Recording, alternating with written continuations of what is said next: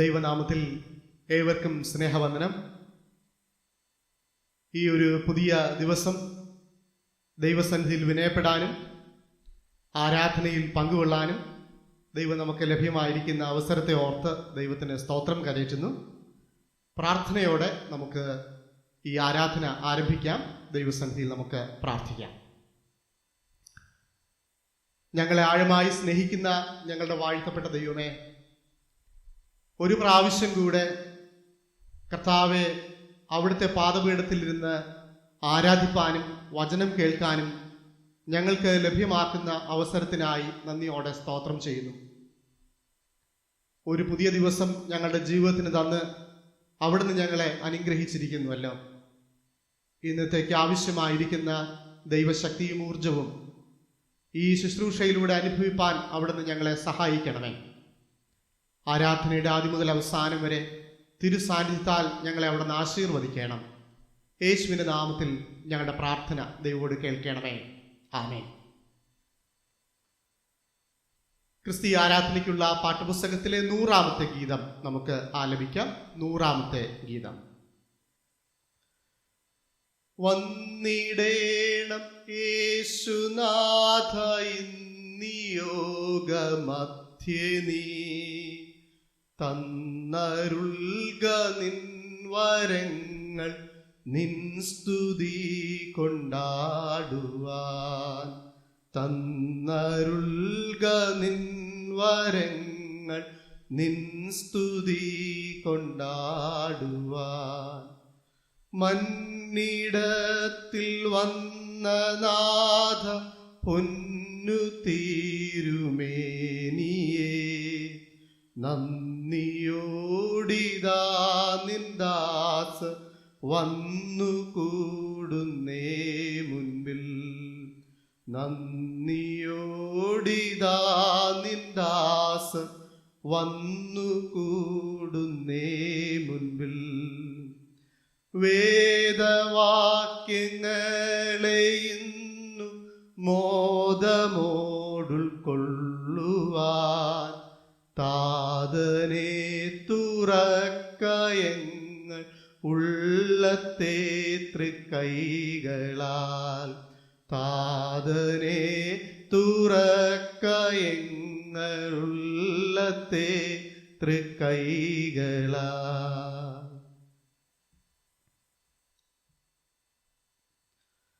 ഇന്നത്തെ നമ്മുടെ ഒരുമിച്ചുള്ള ചിന്തയ്ക്ക് ആധാരമായി തിരഞ്ഞെടുത്തിരിക്കുന്ന തിരുവചന വേദഭാഗം ഉൽപ്പത്തി പുസ്തകം 13-ാം അധ്യായം 1 മുതൽ 11 വരെയുള്ള വാക്യങ്ങൾ. ഉൽപ്പത്തി പുസ്തകം 13-ാം അധ്യായം 1 മുതൽ 11 വരെയുള്ള വാക്യങ്ങൾ ശ്രദ്ധിപ്പിൻ. ഇങ്ങനെ അബ്രാമും ഭാര്യയും അവനുള്ളതൊക്കെയും അവനോടുകൂടെ ലോത്തും മിസ്രൈമിൽ നിന്ന് പുറപ്പെട്ട് തെക്കേ ദേശത്ത് വന്നു. കന്നുകാലി, വെള്ളി, പൊന്ന് ഈ വകയിൽ അബ്രഹാം ബഹുസമ്പന്നനായിരുന്നു. അവൻ തൻ്റെ യാത്രയിൽ തെക്ക് നിന്ന് ബേഥേൽ വരെയും ബേഥേലിനും ഹായിക്കും മധ്യേ തനിക്ക് ആദിയിൽ കൂടാരമുണ്ടായിരുന്നതും താൻ ആദിയിൽ ഉണ്ടാക്കിയ യാഗപീഠമായിരുന്നതുമായ സ്ഥലം വരെയും ചെന്നു. അവിടെ അബ്രാം യഹോവയുടെ നാമത്തിൽ ആരാധിച്ചു. അബ്രാമിനോടുകൂടെ വന്ന ലോത്തിനും ആടുമാടുകളും കൂടാരങ്ങളും ഉണ്ടായിരുന്നു. അവർ ഒന്നിച്ച് പാർപ്പാൻ തക്കവണ്ണം ദേശത്തിന് അവരെ വഹിച്ചുകൂടാഞ്ഞു. സമ്പത്ത് വളരെ ഉണ്ടായിരുന്നതുകൊണ്ട് അവർക്ക് ഒന്നിച്ച് പാർപ്പാൻ കഴിഞ്ഞില്ല.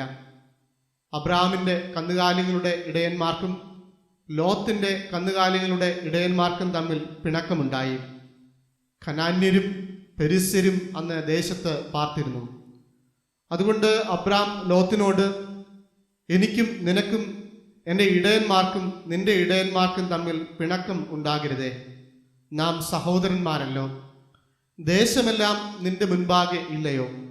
എന്നെ വിട്ടുപിരിഞ്ഞാലും നീ ഇടത്തോട്ടെങ്കിൽ ഞാൻ വലത്തോട്ട് പൊയ്ക്കൊള്ളാം, നീ വലത്തോട്ടെങ്കിൽ ഞാൻ ഇടത്തോട്ട് പൊയ്ക്കൊള്ളാം എന്ന് പറഞ്ഞു. അപ്പോൾ ലോത്ത് നോക്കി യോർദാൻ അരികെയുള്ള പ്രദേശമൊക്കെയും നീരോട്ടമുള്ളതെന്ന് കണ്ടു. യഹോവ സോദോമിനെയും ഗോമോറയെയും നശിപ്പിച്ചതിനു മുൻപേ അത് യഹോവയുടെ തോട്ടം പോലെയും സോവാർ വരെ മിസ്രയീം ദേശം പോലെയും ആയിരുന്നു. ലോത്ത് യോർദാൻ അരികെയുള്ള പ്രദേശമൊക്കെയും തിരഞ്ഞെടുത്തു. ഇങ്ങനെ ലോത്ത് കിഴക്കോട്ട് യാത്രയായി. അവർ തമ്മിൽ പിരിഞ്ഞു. ഇങ്ങനെ ലോത്ത് കിഴക്കോട്ട് യാത്രയായി. അവർ തമ്മിൽ പിരിഞ്ഞു. ദൈവനാമത്തിന് മഹത്വമുണ്ടാകട്ടെ. നമ്മൾ ഇന്ന് വായിച്ചു കേട്ട ഈ വേദഭാഗം പരാമർശിക്കുന്നത് എന്താണ് എന്ന് നാം ഏവരും അറിയുന്നുവല്ലോ.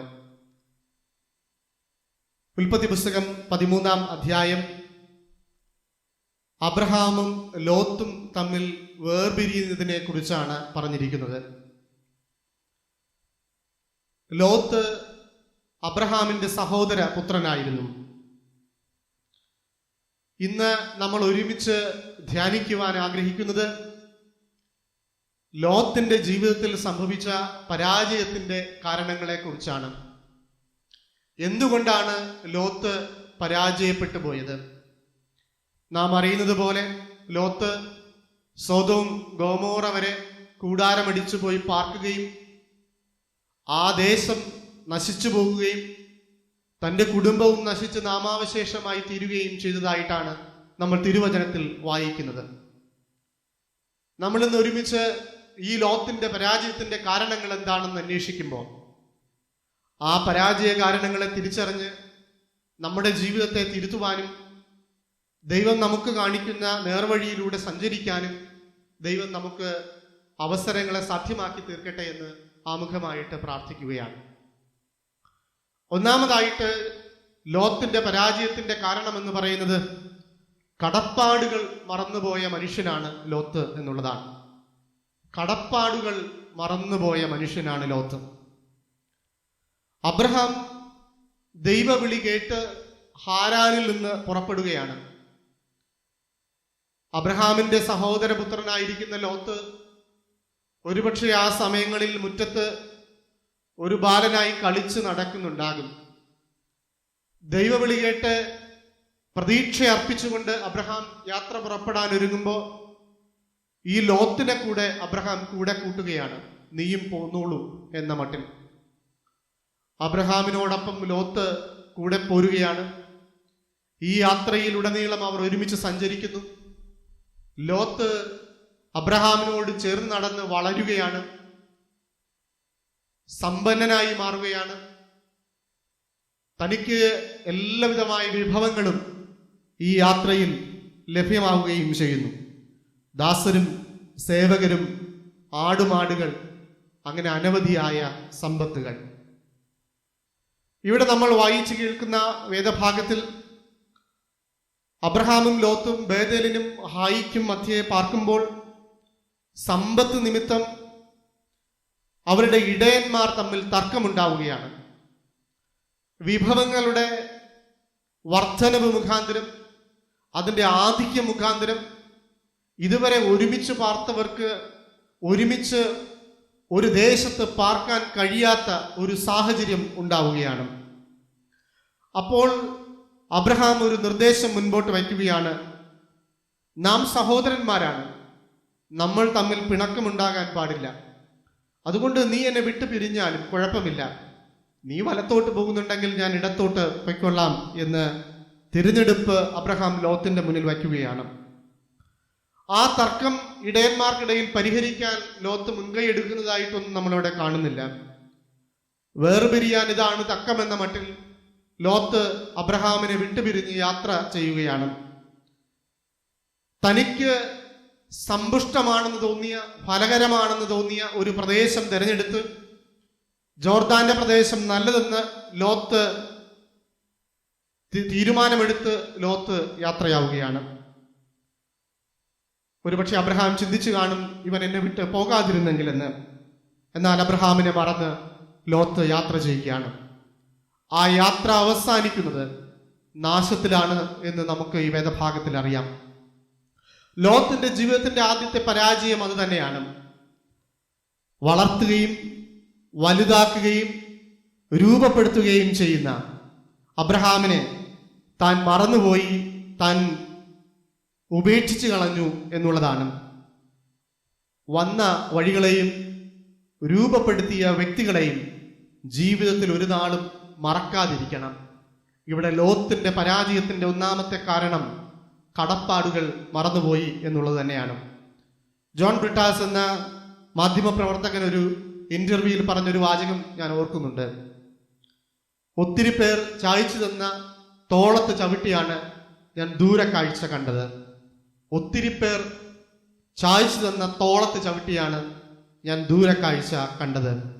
അങ്ങനെ നമുക്കായി തോൾ ചായച്ചു തന്നവരെ, നമുക്ക് വേണ്ടി നാം നിൽക്കുന്ന മണ്ണൊരുക്കിയവരെ, നമുക്ക് വേണ്ടി പ്രതലങ്ങൾ സൃഷ്ടിച്ചു തന്നവരെ നമ്മൾ മറന്നു പോകരുത്.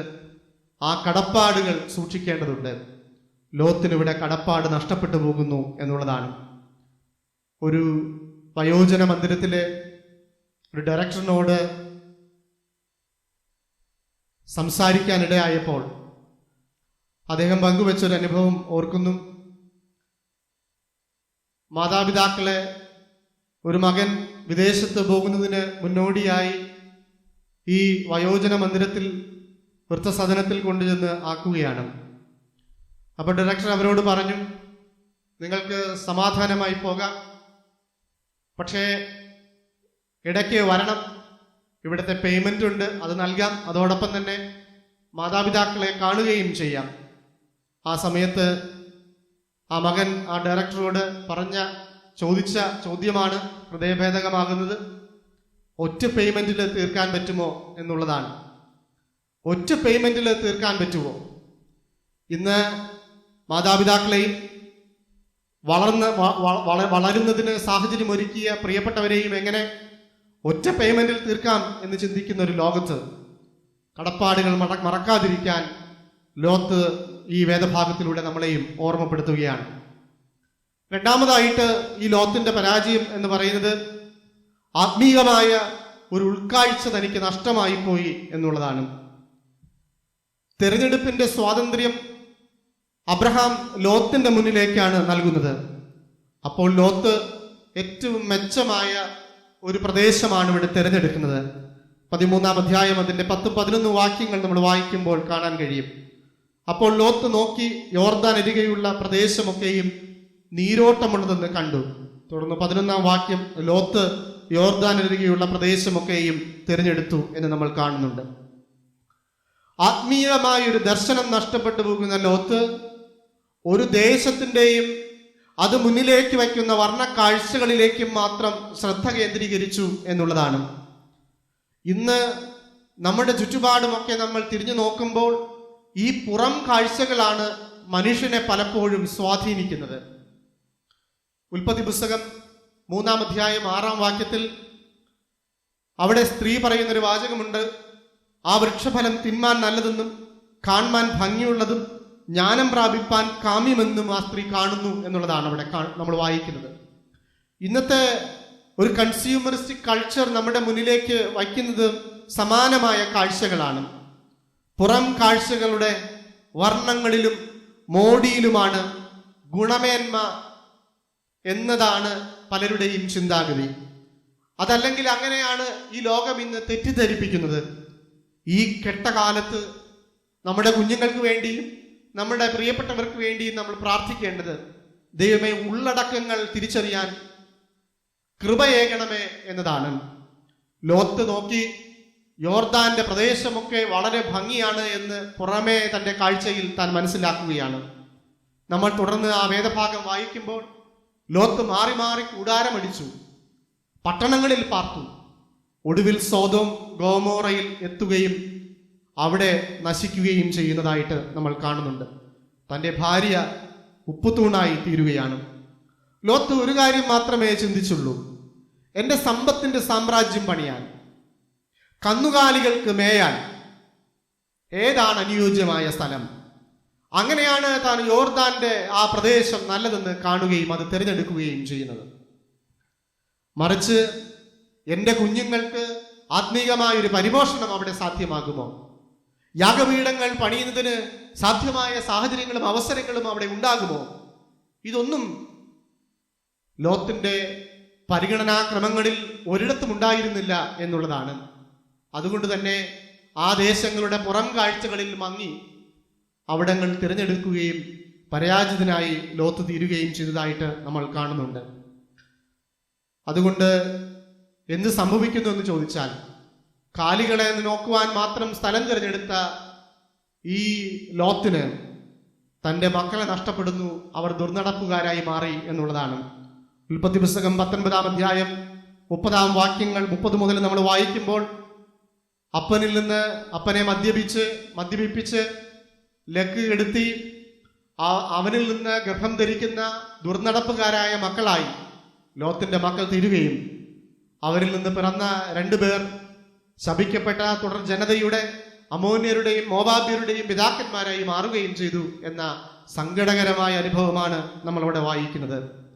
പ്രിയപ്പെട്ടവരെ, എൻ്റെയും നിങ്ങളുടെയും ജീവിതത്തിന്റെ ആത്മീക ദർശനങ്ങൾ ഒരിക്കലും നഷ്ടപ്പെട്ടു പോകരുത്. നിങ്ങൾ തലയുയർത്തി നോക്കുമ്പോൾ കാണേണ്ടത് ഈ ലോകത്തിന്റെ പുറംമോടികളല്ല, ഈ ലോകം മുന്നിലേക്ക് വയ്ക്കുന്ന പുറം കാഴ്ചകളല്ല. അതിനുമപ്പുറം പ്രാർത്ഥനയോടെ, ദൈവമേ, എൻ്റെ വളർച്ചയ്ക്കും എൻ്റെ കുടുംബത്തിന്റെ അനുഗ്രഹത്തിനുമൊക്കെയായി സ്ഥായിയായിരിക്കുന്ന ഒരു അനുഭവങ്ങളാണോ വരുന്ന ആളുകളിൽ ഈ ഇടങ്ങൾ, ഈ സാധ്യതകൾ, ഈ ദേശങ്ങൾ ഒരുക്കുന്നത് എന്ന് ചിന്തിക്കുവാൻ നമുക്ക് സാധ്യമായി തീരട്ടെ. അതിന് വിവേചന ബുദ്ധി ദൈവം നമുക്ക് ഓരോരുത്തർക്കും നൽകട്ടെ എന്ന് പ്രാർത്ഥിക്കുകയാണ്. ലോത്തിന് ആത്മീയമായ ഒരു ദർശനം നഷ്ടപ്പെട്ടു പോയി. എന്നാൽ അബ്രഹാം തന്റെ തിരഞ്ഞെടുപ്പ് ലോത്തിന് ഇവിടെ വിട്ടുകൊടുക്കുകയാണ്. ദൈവം അബ്രഹാമിനോട് പറഞ്ഞു, ഉൽപ്പത്തി പുസ്തകം 13-ാം അധ്യായം അതിന്റെ 14 മുതൽ 16 വരെയുള്ള വാക്യങ്ങളിൽ, ലോത്ത് അബ്രഹാമിനെ വിട്ടുപിരിച്ച ശേഷം യഹോവ അബ്രഹാമിനോട് അരുളി ചെയ്തത്, തലപൊക്കി നീ ഇരിക്കുന്ന സ്ഥലത്ത് നിന്ന് വടക്കോട്ടും തെക്കോട്ടും കിഴക്കോട്ടും പടിഞ്ഞാറോട്ടും നോക്കുക. നീ കാണുന്ന ഭൂമിയൊക്കെയും ഞാൻ നിനക്കും നിന്റെ സന്തതിക്കും ശാശ്വതമായി തരും. ഞാൻ നിന്റെ സന്തതിയെ ഭൂമിയിലെ പൊടി പോലെ ആക്കും എന്നുള്ളതാണ്. അബ്രഹാമിന് അറിയാം, തീരുമാനമെടുക്കുന്ന തെരഞ്ഞെടുപ്പ് ലോത്തിന് വിട്ടുകൊടുത്താലും ഒരു കുഴപ്പവുമില്ല. കാരണം ഒന്നുമില്ലായ്മയുടെ അനുഭവത്തിൽ ഒരു ശൂന്യത മാത്രം മുന്നിലുണ്ടായിരുന്നപ്പോൾ ഈ ദൈവം വിളിച്ചിറക്കി കൊണ്ടുവന്നവനാണ്. ആ ദൈവമാണ് ഇന്ന് തനിക്ക് കാണുന്നതായ എല്ലാ വിഭവങ്ങളും തൻ്റെ ചുറ്റും ഒരുക്കിയിരിക്കുന്നത്. അതുകൊണ്ട് തിരഞ്ഞെടുപ്പ് അവന് വിട്ടുകൊടുത്താലും ഈ ദൈവം എന്നെ നാളെയും നടത്തുമെന്നുള്ള വലിയ വിശ്വാസവും ഉറപ്പുമാണ് അബ്രഹാമിനുള്ളത്. അബ്രഹാം ആരാധന അർപ്പിക്കുകയും കൂടാരമടിക്കുകയും നിരന്തരമായി യാഗം കഴിക്കുകയും ദൈവസന്നിധി നിലനിൽക്കുകയും ചെയ്തതായി നമ്മൾ കാണുന്നുണ്ട്. അതുകൊണ്ട് എന്നെ കേൾക്കുന്ന പ്രിയപ്പെട്ടവരെ, ഈ പ്രഭാതത്തിൽ നമ്മൾ ചിന്തിക്കണം, തിരിച്ചറിയണം. അബ്രഹാമിനെ പോലെ നമ്മുടെ തിരഞ്ഞെടുപ്പുകളൊക്കെ പ്രാർത്ഥനയോടെ എടുക്കാൻ നമുക്ക് കഴിയണം. അങ്ങനെയാണ് എങ്കിൽ നമ്മൾ എത്ര ഫലകരമല്ല എന്ന് ചിന്തിക്കുന്ന ഇടങ്ങളെയും ദൈവത്തിന് ഫലപുഷ്ടമാക്കി തീർക്കാൻ കഴിയും. ഇനി നമ്മൾ നമ്മുടേതായിട്ടുള്ള ബുദ്ധിയിലും ആലോചനയിലും അതിൻ്റെ വർണ്ണക്കാഴ്ചകളിലും ഒക്കെ മാത്രം അധിഷ്ഠിതമായി തീരുമാനങ്ങൾ എടുക്കുകയാണെങ്കിൽ ഒരുപക്ഷെ എത്ര ഫലപുഷ്ടമാണെന്ന് നമ്മൾ ചിന്തിക്കുന്ന ഇടങ്ങളും ഊഷരമായി തീരുകയും ചെയ്യുമെന്നതാണ് ലോത്ത് നമ്മളെ പഠിപ്പിക്കുന്നത്. അതുകൊണ്ട് അബ്രഹാം സഞ്ചരിച്ച വഴികളിൽ സഞ്ചരിക്കാൻ, ലോത്തിന്റെ പരാജയങ്ങൾ എന്താണെന്ന് തിരിച്ചറിഞ്ഞതിൽ നിന്ന് മാറി സഞ്ചരിക്കാൻ ദൈവം ഈ നാളുകളിൽ നമ്മെ സഹായിക്കുകയും ഈ തിരുവചന കേൾവി അതിന് മുഖാന്തരമായി തീരുകയും ചെയ്യട്ടെ എന്ന പ്രാർത്ഥനയോടെ ഞാൻ എൻ്റെ വാക്കുകളെ ഉപസംഹരിക്കുന്നു. നമുക്ക് പ്രാർത്ഥനയ്ക്കായി കണ്ണുകളടയ്ക്കാം. ആഴമായി ഞങ്ങളെ കരുതുന്ന സ്നേഹിക്കുന്ന കർത്താവെ, ഒരു പ്രാവശ്യം കൂടി അവിടുത്തെ സന്നിധിയിലിരുന്ന് പഠിക്കാൻ, വചനം കേൾക്കാൻ ഞങ്ങൾക്ക് ലഭ്യമാക്കിയ അവസരത്തിനായി നന്ദിയോടെ സ്തോത്രം ചെയ്യുന്നു. ലോത്തിന്റെ പരാജയത്തിന്റെ കാരണങ്ങളെക്കുറിച്ച് കർത്താവെ ഞങ്ങൾ ധ്യാനിച്ചുവല്ലോ. ലോത്ത് ജീവിതത്തിൽ കടപ്പാടുകൾ മറന്നുപോയൊരു മനുഷ്യനാണെന്ന് ഞങ്ങൾ ധ്യാനിച്ചു. ഞങ്ങളുടെ ജീവിതങ്ങളിൽ തിരിഞ്ഞു നോക്കുമ്പോൾ ഞങ്ങൾക്ക് വളമായി തീർന്നവർ ഒത്തിരി ഉണ്ട് കർത്താവെ.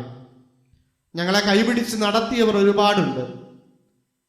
ഞങ്ങളെ ധൈര്യപ്പെടുത്തിയവരും ശക്തീകരിച്ചവരും ഒരുപാട് പേരുണ്ട്. ആ കടപ്പാടുകൾ ഒരിക്കലും മറന്നു പോകാതിരിക്കാൻ ദൈവമേ അവിടുന്ന് ഞങ്ങളെ സഹായിക്കണമേ എന്ന് പ്രാർത്ഥിക്കുന്നു. ദൈവത്തിൽ ആശ്രയം വയ്ക്കാൻ, ശരണപ്പെടാൻ തമ്പുരാൻ ഞങ്ങളെല്ലാവരെയും ഒരുക്കണമേ. കർത്താവെ, ലോത്തിന് ആത്മീകമായൊരു ദർശനം നഷ്ടപ്പെട്ടു പോയി. ലോകത്തിന്റെ പുറം കാഴ്ചകളും പുറം മോടിയും മാത്രമാണ് ലോത്ത് കണ്ടത് എന്ന് ഞങ്ങൾ ധ്യാനിച്ചുവല്ലോ. ഈ ലോകപരമായി ഞങ്ങൾ ജീവിക്കുമ്പോൾ ഞങ്ങൾ ഈ ലോകത്തിന്റെ വർണ്ണക്കാഴ്ചകളിൽ കർത്താവെ ആകൃഷ്ടരായി തീർന്ന് തെറ്റിദ്ധരിക്കപ്പെട്ട് ജീവിതം തകർന്നു പോകാൻ അനുവദിക്കരുത്. എല്ലാ വർണ്ണക്കാഴ്ചകളുടെയും മധ്യേ കർത്താവിന്റെ ഇഷ്ടം ഇന്നതെന്ന് തിരിച്ചറിയാൻ, അവിടുന്ന് ഞങ്ങൾക്കായി യഥാർത്ഥമായി കരുതിയിട്ടുള്ള ഇടങ്ങളാണോ ഓരോ ഇടങ്ങളുമെന്ന് ബോധ്യപ്പെടാൻ, ഓരോ ദിവസവും പ്രാർത്ഥനയോടെ തീരുമാനങ്ങളെ കൈക്കൊള്ളാൻ നാഥ ഞങ്ങളെ അവിടുന്ന് സഹായിക്കണമേ എന്ന് പ്രാർത്ഥിക്കുന്നു. ഇന്ന് ഈ തിരുവചനം കേട്ട എല്ലാവരെയും ഒരുപോലെ അനുഗ്രഹിക്കണമേ, ഹൃദയങ്ങളോട് സംസാരിക്കണമേ. അവിടെ നിന്നല്ലാതെ ഞങ്ങളുടെ ജീവിതത്തിൽ ഒരു നന്മയില്ല, നീ ഒഴികെ ഞങ്ങളുടെ ജീവിതത്തിൽ ഒരു അനുഗ്രഹവുമില്ല. നാഥ കൃപയോടെ നടത്തണം, ഞങ്ങളുടെ ലോകത്തെ അനുഗ്രഹിക്കണം, എല്ലാവരെയും ദൈവം സൗഖ്യത്തോടെ നടത്തണം. ലോകത്തിൻ്റെ എല്ലാ പ്രയാസതകളിൽ നിന്നും ദൈവമേ അവിടെ നിന്ന് നീക്കുപോക്ക് നൽകി ആശീർവദിക്കണം. ഇതുവരെയും നൽകുന്ന എല്ലാ അനുഗ്രഹങ്ങൾക്കായിട്ടും സ്തോത്രം. മാനവ മഹത്വമോട് സ്വീകരിക്കണം. എത്രയും വേഗം തിരുവാലയത്തിൽ ഞങ്ങൾക്ക് ഒരുമിച്ച് ആരാധിപ്പാനുള്ള സാധ്യതകൾ ദൈവം ഒരുക്കണം. യേശുവിന്റെ നാമത്തിൽ ഞങ്ങളുടെ പ്രാർത്ഥന ദൈവോട് കേൾക്കണമേ. ആമേൻ. ആശീർവാദം നമ്മുടെ കർത്താവായ യേശുക്രിസ്തുവിന്റെ കൃപയും പിതാവായ ദൈവത്തിന്റെ സ്നേഹവും സമാശ്വസിപ്പിക്കുന്ന പരിശുദ്ധാത്മാവിന്റെ നിരന്തരമായ കൂട്ടായ്മയും സംസർഗവും കാവലും നമ്മോട് നമ്മുടെ തുടർന്നുള്ള ജീവിതങ്ങളോടും പ്രവർത്തനങ്ങളോടും നാം കേട്ട തിരുവചന സത്യങ്ങളോടും ഇതും എന്നേക്കും കൂടെ ഇരിക്കുമാറാകട്ടെ. ദൈവസ്നേഹം വർണ്ണിച്ചിടാൻ വാക്കുകൾ പോരാ, നന്ദി ചൊല്ലി തീർക്കുവാനേ ജീവിതം പോരാ. കഷ്ടപ്പാടിൻ കാലങ്ങളിൽ രക്ഷിക്കുന്ന സ്നേഹമോർത്താൽ